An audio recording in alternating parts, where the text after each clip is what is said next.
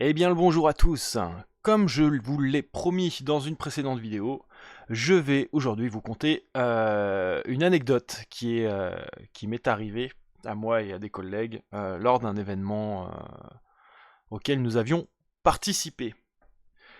Alors, il faut savoir que j'ai fait partie d'un collectif qui n'est pas officiellement dissous, mais on n'a pas fait grand-chose depuis un moment, qui s'appelait le Crew 14, et nous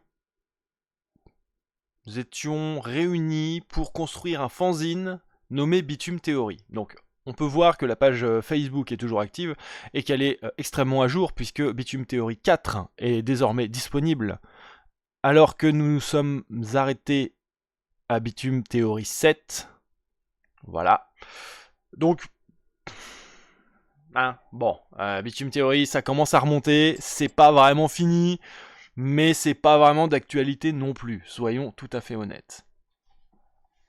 Donc nous étions invités en tant que collectif dans une convention où nous étions là pour distribuer nos bitumes théories, faire de la promo, mais surtout faire les guignols entre copains.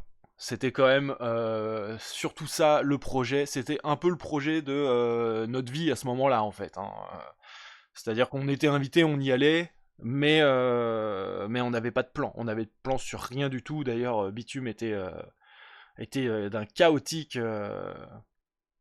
assez jouissif. Faut dire ce qui est. C'était quand même assez marrant de voir un projet émerger de ce foutoir qu'était ce regroupement d'esprits dérangés, tu vois. Non, parce qu'il n'y en avait pas un pour rattraper l'autre non plus dans l'équipe. Donc c'était quand même assez coriace. Bref, on était invité régulièrement à un événement, chaque année. Et on était amené à faire des battles de dessin. Donc sur des thèmes imposés. Au départ, il y avait un deuxième collectif qui faisait des fanzines, et on était amené à les affronter. Donc la première année, on les avait affrontés c'était en 3 ou 4 manches, je crois. Et en fait, ce qu'on avait en plus du fanzine concurrent, entre guillemets, concurrent vite fait, parce que j'ai bossé avec eux aussi, mais c'était que on se permettait l'humour vulgaire. On se permettait ça, et en fait, ça a beaucoup d'écho auprès du public. Donc, la même blague avec une couille qui dépasse du slip, c'est instantanément 10 fois plus drôle. Donc, on avait gagné haut la main sur la première année. La deuxième, ça avait été sur une seule manche, je crois. Et on avait également gagné. Je ne dis pas ça pour qu'on se la raconte, c'est pour en arriver à la troisième année, donc à l'incident qui nous concerne aujourd'hui, où on n'était plus en concurrence avec un autre fanzine, c'est-à-dire que notre collectif se séparait en deux équipes à chaque manche, pour ce battle lui-même. C'était quoi? C'était Digidix qui disait on est même plus fort que nous-mêmes. Voilà, c'était un peu ça l'esprit.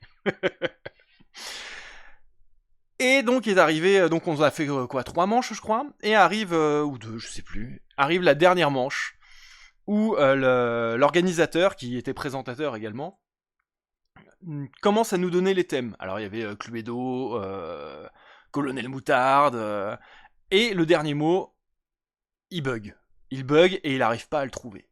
Alors nous, on est là, en bon provocateur qu'on est, on commence à raconter des conneries derrière. Vas-y, dis God ceinture, dis machin, etc., etc. Et là, c'est le moment de la boulette. Il nous lâche la bride. Il nous valide God ceinture comme étant un thème du dessin.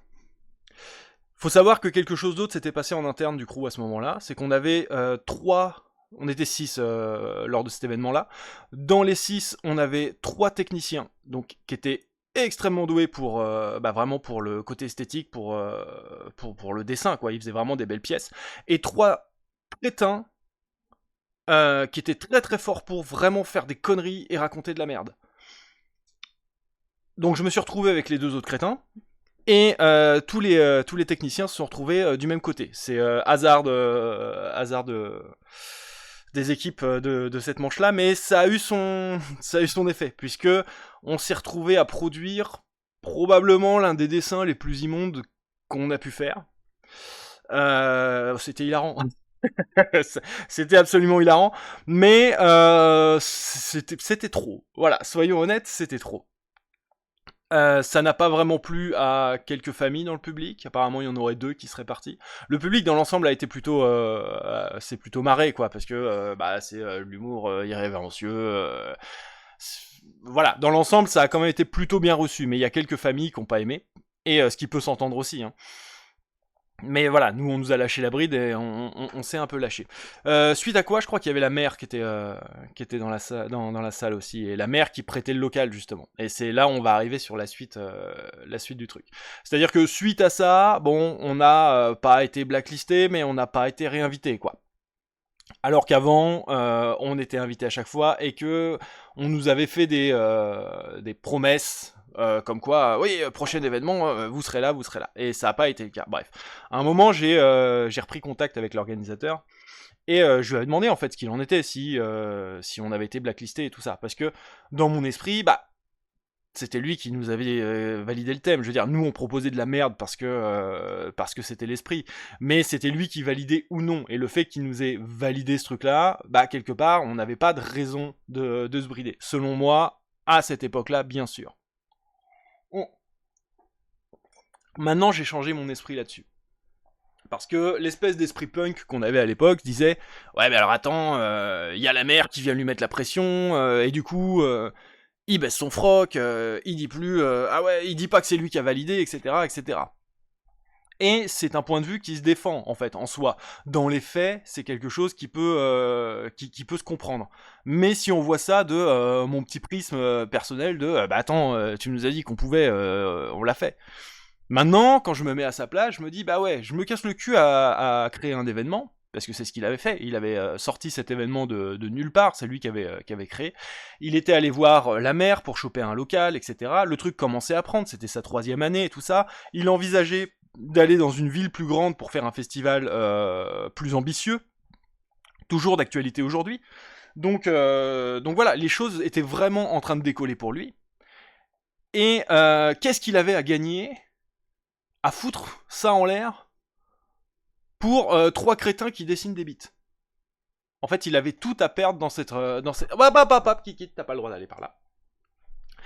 Il avait tout à perdre dans cette équation et rien à gagner à nous soutenir, en fait. Parce que, oui, on était là, on mettait de l'ambiance, on était sympa, il nous aime bien, mais en même temps, on est une bande de crétins qui dessinent des bites.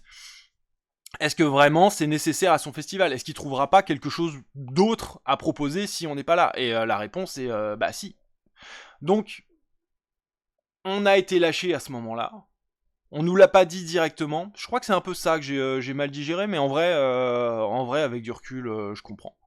Je comprends qu'il nous ait, qu'il ait sauvé son festival. C'est bien sûr bien plus important, et il a tout à fait raison. Et voilà, c'est dommage. J'estime pas qu'on ait eu tort de faire ce qu'on a fait, parce que on nous a donné l'autorisation, et c'était un petit peu notre marque de fabrique, ce genre de conneries aussi. Mais je comprends maintenant son point de vue.